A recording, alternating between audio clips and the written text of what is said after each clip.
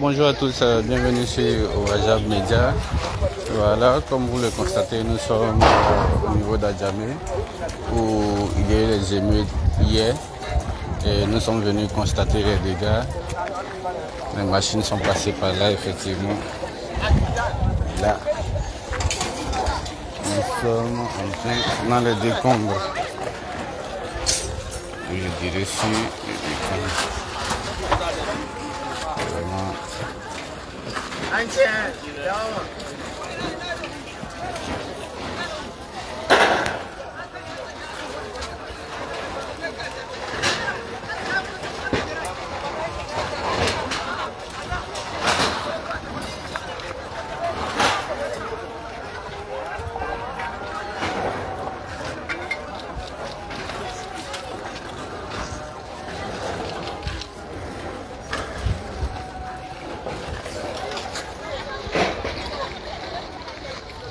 Je rappelle que nous sommes à Adjamé,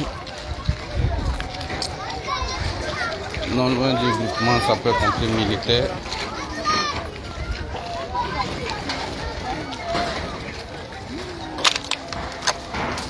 Malheureusement, les machines ont causé de nombreux dégâts. Voilà. Les gens n'ont pas eu l'occasion de ramasser.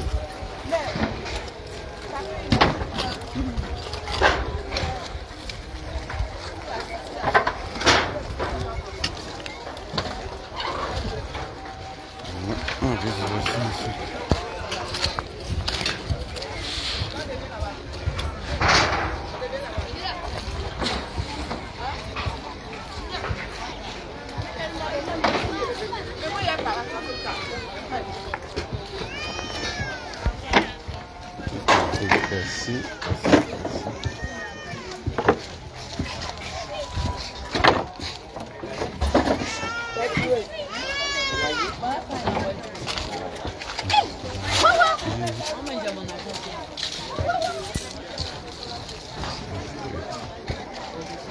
Même les gens n'ont pas eu le temps de ramasser leur riz couché.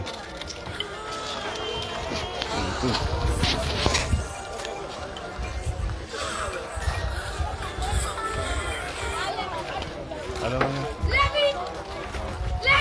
je suis sur le décompte là. La présidente est là? Non, pas là. Elle n'est pas encore arrivée. La réalité et la souffrance de beaucoup de citoyens en Côte d'Ivoire. Parce que le gouvernement d'Alassane Ouattara est vraiment sans scrupules. Ils ont une forme de déguerpissement qui est vraiment brutale, qui est mal faite, qui est faite sans respect. Mais ils vont se brûler les doigts eux-mêmes. Parce que c'est Ibrahim Bakogo l'a dit.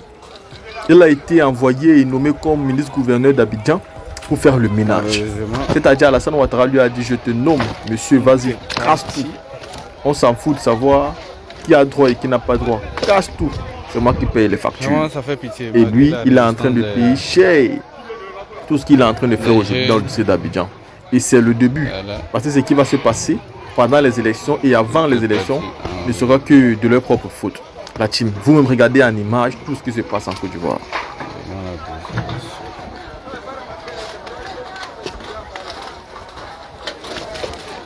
Les riverains essaient de ramasser tant bien que mal leurs affaires sous les débris. Ça fait pitié.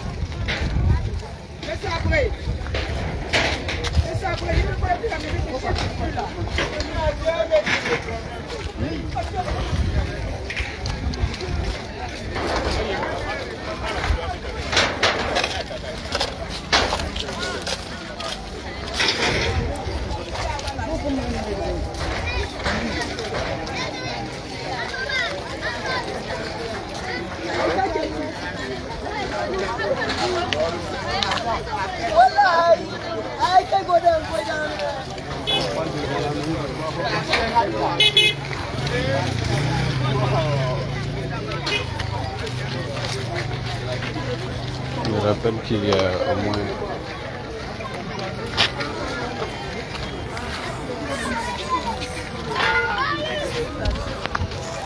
au moins trois cargos de peur habillés qui sont stationnés.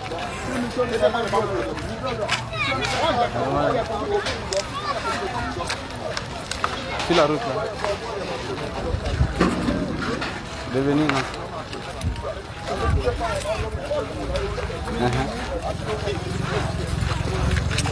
Oui. D'accord.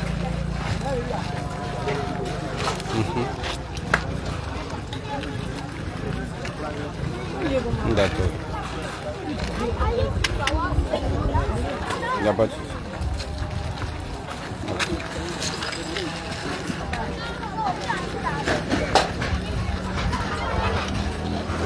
Nous sommes malheureusement obligés de couper le direct parce que là, la gendarmerie est sur place.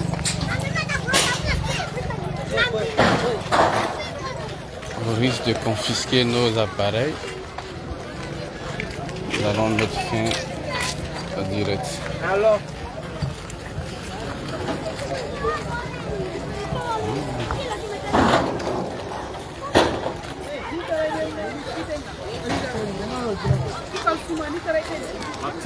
Le RDR n'a jamais rien compris. Ils n'ont jamais compris et ils n'apprennent même pas des erreurs de leur passé.